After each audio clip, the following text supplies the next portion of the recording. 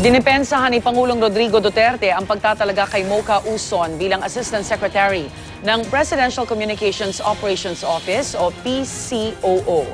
Bago bumiyahe pa Cambodia kahapon, sinabi ng Pangulo na ideya niyang i-appoint ang sexy performer. Matalino raw si Uson at kaya niya ang trabaho. Tinatanaw ding utang na loob ng Pangulo kay Uson ang suporta nito sa kanyang pagkandidato kahit wala siyang pera para sa kampanya.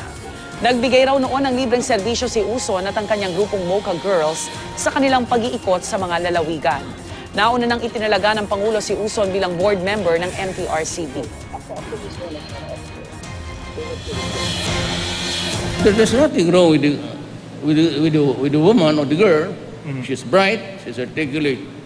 And if it's just a matter of dancing, she was not dancing naked.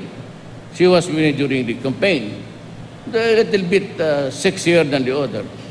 But that does not prevent anybody to deprive her of the honors that they deserve. It's a matter of intellect.